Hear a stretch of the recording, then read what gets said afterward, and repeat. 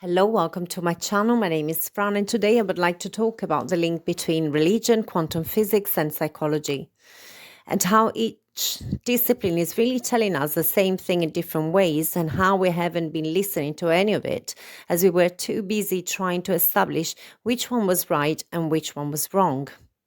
So I started my journey with quantum physics and the Copenhagen interpretation, which states that nothing can be said to exist before observation takes place, that our observation collapses a wave function of virtual quantum possibilities into an observable, real particle, that the way we choose to observe reality will affect the way in which reality shows up for us. If we set up an experiment to look for a wave, we'll find a wave. If we set up the same experiment to look for a particle, we will find a particle. If we look for a particle's position, we will establish its position. Yet, if we want to know its momentum, we will know the momentum of the particle, but its position will become blurry or vague. And not because it's hidden from our view, but because it's really fuzzy when we're not looking at it. Quite literally, our imagination and our observation creates the world that we're looking at. Yet, we are not aware of it. We think that we observe a reality that existed before we decided to even take a look. Now, the physical reality is real. The illusion lies in the fact that we think that it exists in spite of us. We think that we are objective observers of a pre-existing reality, and that life happens to us rather than through us.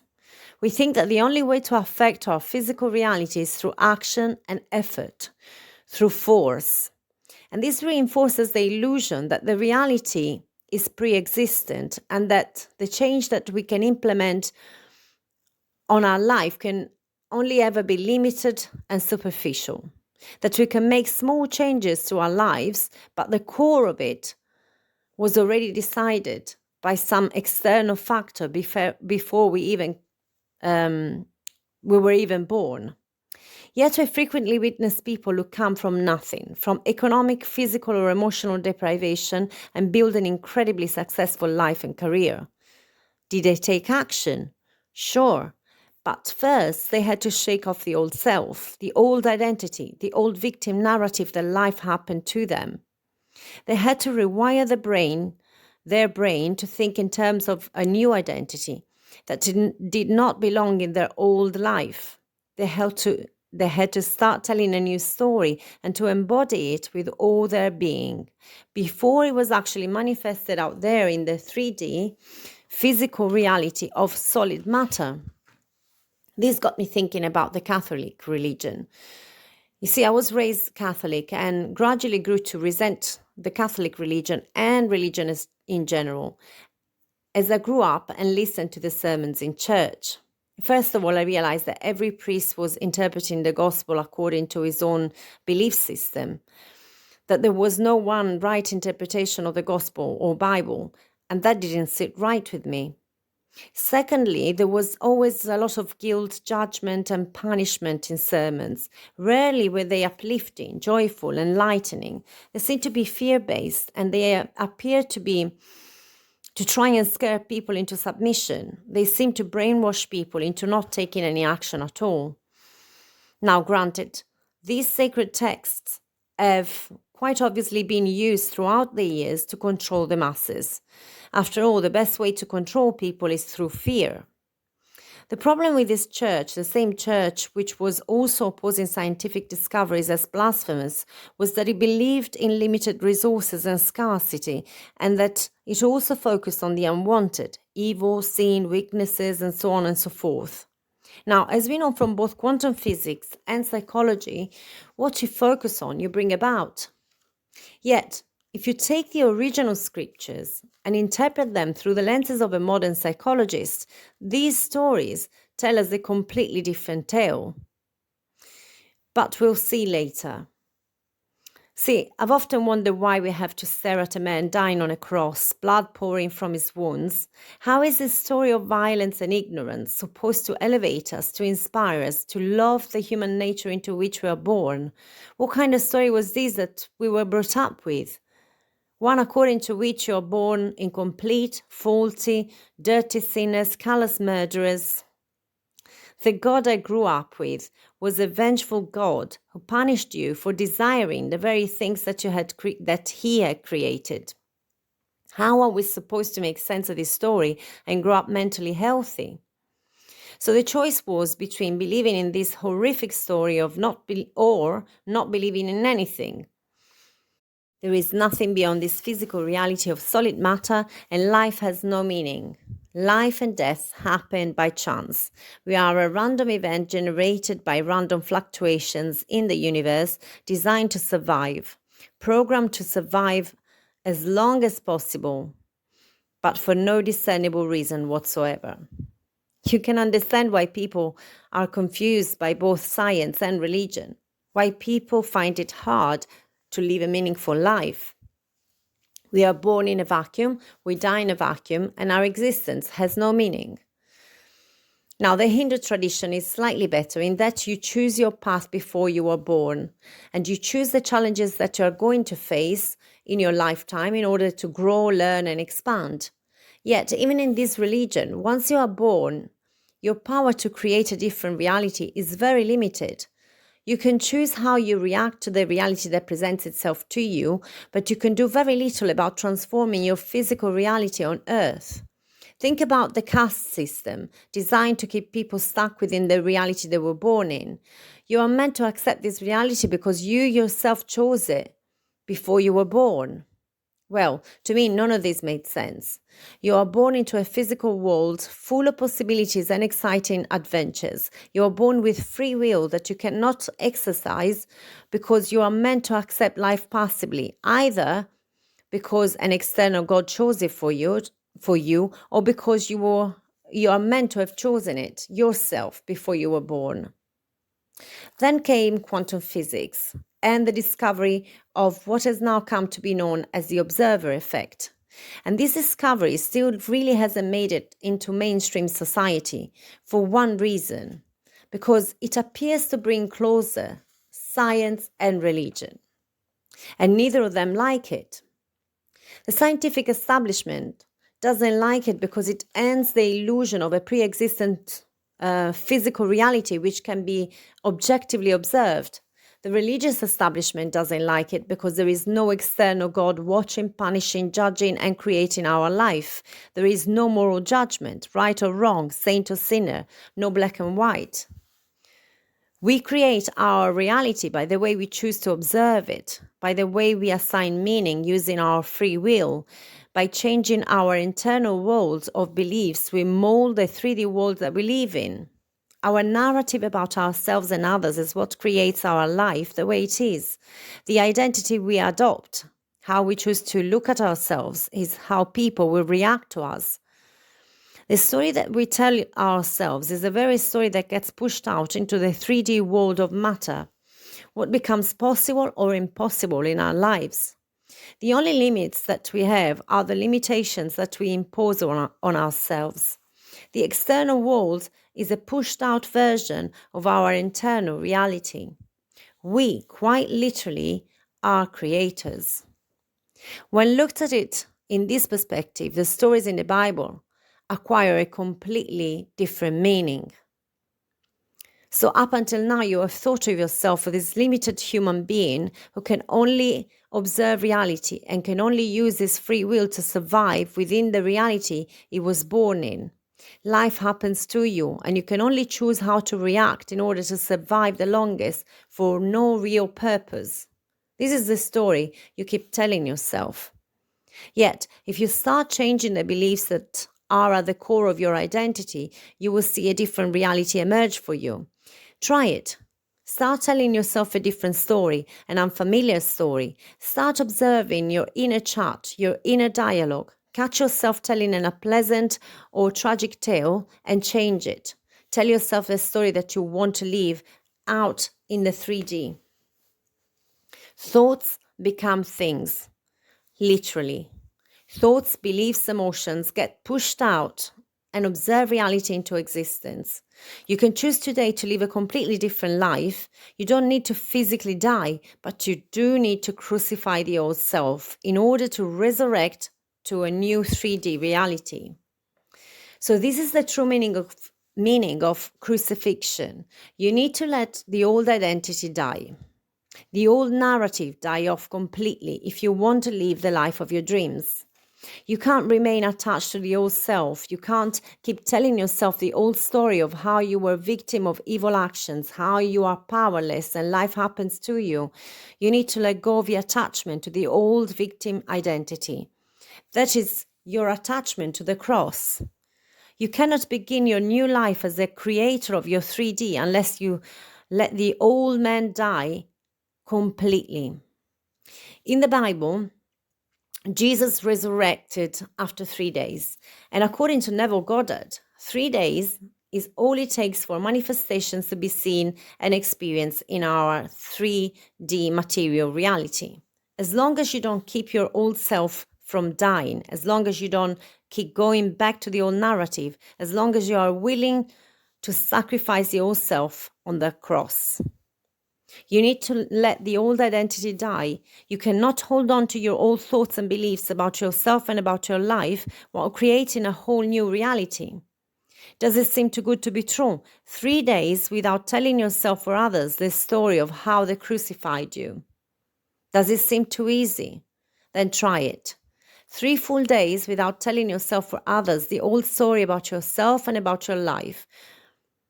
3 full days without judging your past failures. 3 whole days without observing what is missing in your life. 3 whole days without judging yourself or others for their mistakes. 3 whole days without going over a painful memory in your head. 3 whole days without arguing for your limitations. 3 whole days without reminding yourself why you can't have what you want. 3 days rehearsing the new narrative. 3 days in complete trust that what you desire is already yours. 3 days without a shred of a doubt that you already have what you desire. 3 days of living the life of your dreams before the life of your dreams is pushed out and reflected onto the screen of space, onto the 3D reality that seems so real to our 5 senses. Try it. How easy is it to never go back to the old doubting self when things don't seem to go our way? How easy is it to fall back into our old victim identity when the 3D shows us something that we don't immediately like? How easy is it to not immediately judge events as negative? How easy is it to not react to our 3D reality? In other words, how easy is it to not go back to our old story when the reality in the 3D world is mirroring our past belief systems back to us? Yet, this is all it takes for you to completely transform your life, to ignore your present events because they are echoes of your past story. So crucify the old self, let it die, release the stubborn attachment to the physical body, to the old identity. It can be painful, but only to the extent to which you refuse to let the old man die. Only to the extent that you refuse to stop telling the old story while wanting to resurrect at the same time. The two stories cannot coexist. If you start telling the new story, you cannot keep rehashing the same old victim crap. Pardon my French. You cannot be a winner and a victim at the same time. So you choose your story. This is what free will is all about. But you need to stick with the new story until it becomes automatic, until it becomes your new identity, until you no longer feel the need to go back to your old self. Now, I suggest that you test it out on little things at first, things that you don't care so much about. This is because there is little resistance linked with little desires. You can live with or without them. There is no real attachment to the old story concerning these little desires. So I advise you to start practicing on small desires so you can directly witness the results and build your faith. It's critical that you release your attachment to the outcome. You are simply expressing a preference. If you make your happiness dependent on the outcome, then it means that you are not already happy now. And if you're not happy now in the present moment, it means that you are still living in the old story. So when you feel low, catch yourself mid-thought. Your feelings are a thermometer that tell you when you are living in the old reality of lack, deprivation, limitation, and victimhood. How many times do you find yourself arguing in your head with someone, telling yourself how you've been wronged, how there is nothing they can ever do to make it right, how the past cannot be erased? First, just watch your thoughts from the outside. Don't judge them. Just realize that they are thoughts that you have practiced many times in the past. They are simply a story that you have chosen to tell yourself over and over again. Then ask yourself, is this the story that you want to keep reproducing out there in the 3D world? If the answer is no, then gently let the story go. Let it go as the illusion that it is. You could come up with an alternative story, an alternative version of reality, a different interpretation. But that depends on the level of attachment that you hold to the old narrative. Sometimes it seems impossible to come up with a different story. You keep going over the facts and making the events even more real in your head. But remember, what you keep reproducing in your mind will inevitably be reflected onto the screen of space. So unless you want more of the same, stop the thought in its tracks. And if you cannot create a different story, simply tell yourself, some way, somehow, this situation will be resolved easily and effortlessly. You'll be astounded at the results. You see, a rational mind can only ever envision situations that it has already experienced in the past. So you cannot rely on the rational mind to come up with completely novel solutions. But once you have tried this technique a few times, once you have witnessed how easily reality can change in ways that you could never have come up with, that you could never have fathomed, then it will become easier and easier to surrender to the process and release the need to control the how. You don't concern yourself with the how the change will come about. Accept that you cannot predict how this change will occur and simply surrender to the fact that it will. Be prepared to be surprised, shocked even, by the results that will show up in your life. I dare you, try for 3 days to tell yourself a new story, a better feeling story. If you cannot come up with a story that seems plausible, just trust that a better version will show up. Even if you cannot bring yourself to imagine or envision it.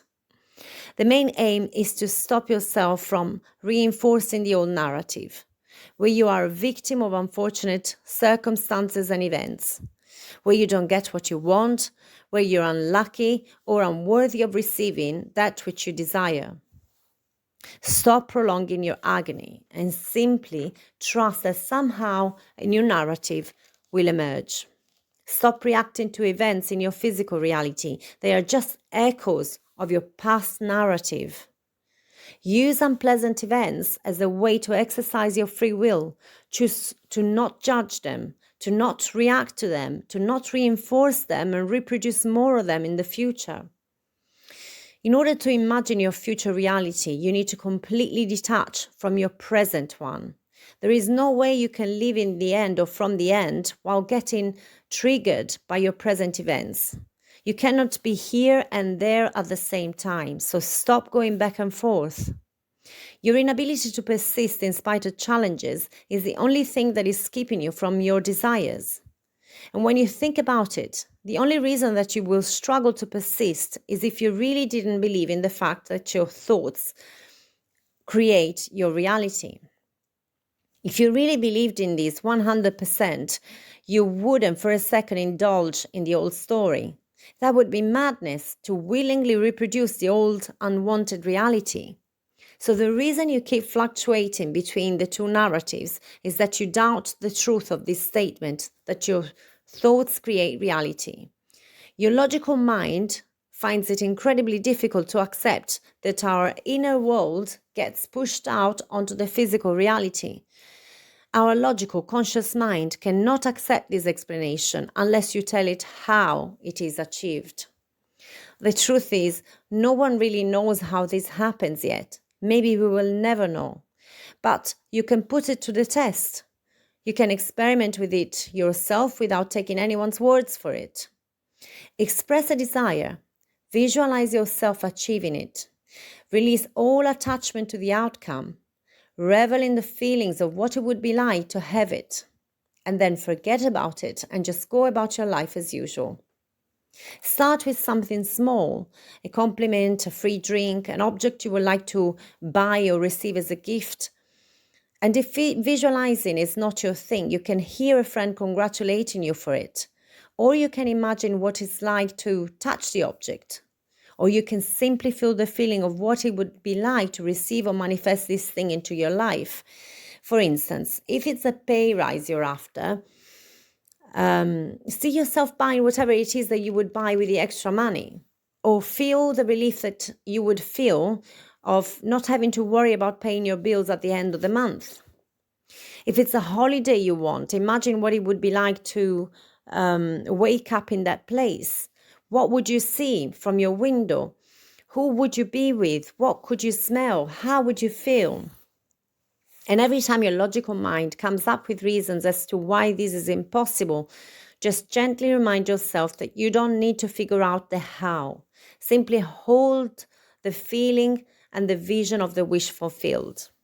That is all it takes.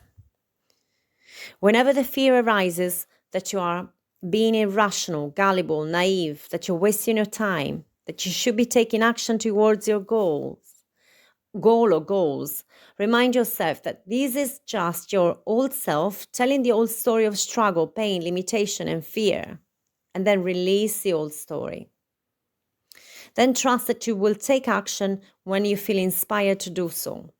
Keep telling the new story over and over again until, to quote Neville Goddard, it hardens into fact. This is really all it takes. That you remind yourself that your thoughts create. Every time you catch yourself entertaining the old story, stop, rewind, erase, and start telling a new story. If you really believed beyond a shadow of a doubt that your thoughts created your reality, you would never allow yourself to let these thoughts run free and wreak havoc in your 3D reality. The only reason that you allow yourself to tell the story is that you cannot bring yourself to believe that this is true. You cannot figure out how this happens, and you feel stupid just believing something that cannot be proven. This is why I encourage you to become your own scientist. Experiment with it, try it out, test it. You really have nothing to lose. So this is it for today. I intend that the content of this video helps you overcome your blocks and your limiting beliefs and helps you create a more desirable, more rewarding, more fulfilling life. In any case, thank you for listening. Have a wonderful awakened day.